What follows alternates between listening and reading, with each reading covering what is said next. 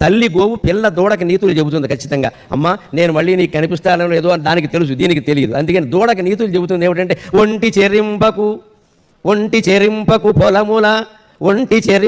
పొలముల ఇంటికి కడు పొద్దుగలుగనే తెంచుసురా వెంటబడి పొడుచు గోవుల జంట జనకు క్రయ్యబడకు సందడి జగుచో.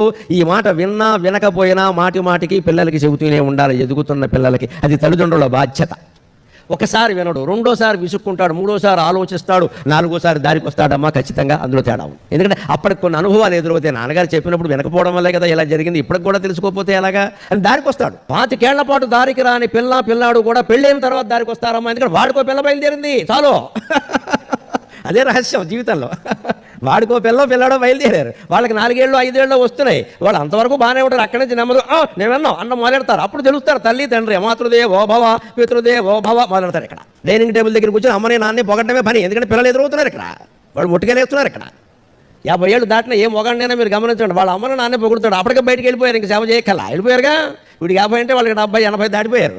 సర్వీస్ బాధ్యత లేదు. పిల్లల దగ్గర పిల్లలు ఉన్నారు అక్కడ. ఎందుకని మా అమ్మే మా నాన్నే బతుకుండగా ఎలా చూసాడో తెలియదు వాళ్ళని. ఎందుకని ఇవి ఇందులో 2 ప్రయోజనాలు. ఒకటి భార్యకి పాఠం ఎక్కడ నువ్వు సరిగ్గా చేయని చెప్పడం. రెండోది పిల్లలకి మీరు నా పట్ల అంత గౌరవంగా ఉండాలి. ఈయన గారు ఉన్నాడో లేదో వెళ్ళిపోయిన వాళ్ళని అడగాలి. ఇప్పుడు అది ముందే గ్రహించుకుని ఏ కొడుకు ఏ కూతురు అయితే తల్లిదండ్రుల మాటలు పిల్లల దగ్గర చెప్పి వాళ్ళని సక్రమంగా పెంచుతారో అప్పుడు విలువ వాళ్ళకే ఉంటుంది ఖచ్చితంగా.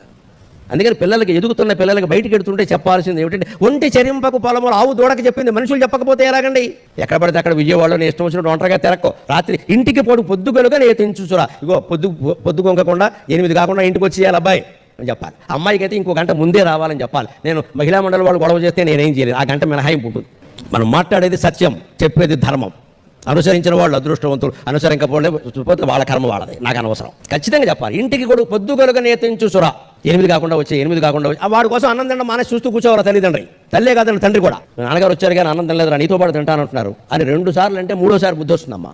అంత తండ్రి అంత సంపాదిస్తున్నాడు, అంత పేరుంది, నా కోసం అన్నం తినడం మానేసి కూర్చున్నాడు ఎక్కడ అని వాళ్ళు మార్పు వస్తుంది ఖచ్చితంగా. ఈ ప్రయత్నం మనం చేయాలి. ఇక్కడ ఒంటి చెరింపకు పొలముల విజయవాడ రోడ్లలో ఇష్టం వచ్చినట్టు తిరగద్దు. ఏ నగరంలో ఏమైందండి ఇవాళ 11 దాటితే పరిస్థితులు ఎలా ఉంటున్నాయండి?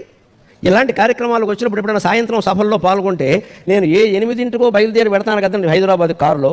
హైదరాబాద్ వెళ్ళేసరికి మీకు 12 దాడుతుంది. విచిత్రం అండి, అప్పుడు కూడా ట్రాఫిక్ జామే.